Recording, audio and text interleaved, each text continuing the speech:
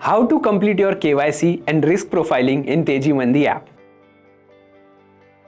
KYC is necessary to verify the identities of investor, assess the risk, comply with regulatory standard and prevent fraudulent activities, ensuring the integrity and security of financial transaction.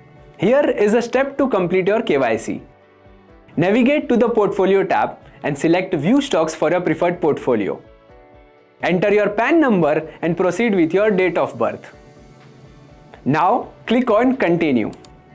Congratulations, your KYC is completed. To determine your risk profile, we have put together a 5-question survey to help us understand your potential risk profile. Click on Start and complete the process. After answering the question, agree with the recommended risk portfolio strategy and then tap Confirm. Congratulations, your risk profile has been created. For any assistance, please connect with us via email at support@tejimandi.com or via in-app chat box. Investment in securities market are subject to market risks. Read all the related documents carefully before investing.